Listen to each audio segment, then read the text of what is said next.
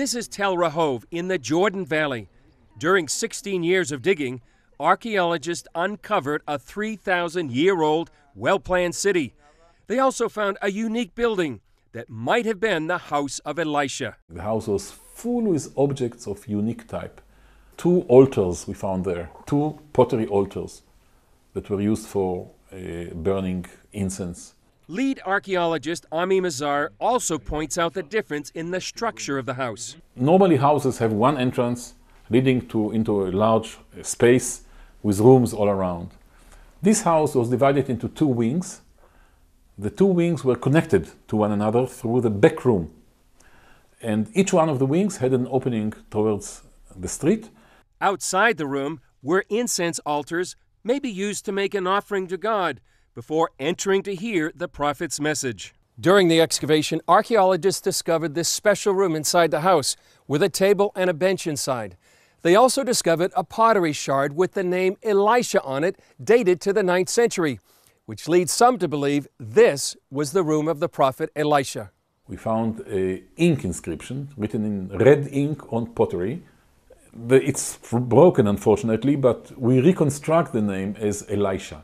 Elisha was born about 7 miles from Tel Rehov in Avel Mahola and went throughout the kingdom of Israel, from Jericho to Samaria to Shunam. I cannot say for sure that this particular Elisha that we found is the biblical Elisha. It's very difficult to say. But it's very tempting because it's exactly the period when Elisha acted, the second half of the 9th century BC. Elisha, the prophet, was known for telling the widow to borrow empty pots, fill them with a tiny cruse of oil, and sell them to pay her creditors, raising the Shunammite son from the dead, and instructing the Syrian army commander Naaman to wash in the Jordan River 7 times to be healed of leprosy.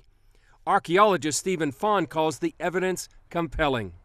With only 6 other people by the name of Elisha known in that time for a couple of centuries on either side, we can somehow believe that either there was just the luck that this holy man was also by the name of Elisha, or this was Elisha the prophet himself. Another discovery pointing to Elisha is the discovery of 2 different inscriptions mentioning the family of Nimshi. Remember, it was Elijah that was told to anoint Jehu, the son of Nimshi, to be king. He passed that on to Elisha, who sent out one of his disciples to finally do the anointing.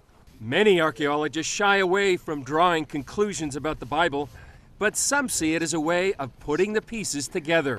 Archaeology is like a huge puzzle. We add information from one excavation, a second excavation, a third excavation, Chatzor, Megiddo, Tel Rehov, Bet She'an, Samaria, and together we bring it into a large picture, the large puzzle, trying to decipher the material culture of the Israelites.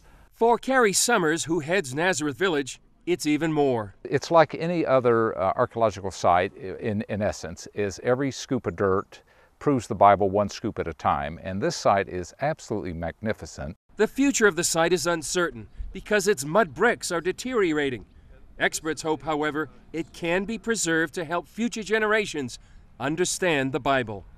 Chris Mitchell, CBN News, Tel Rehov, Israel.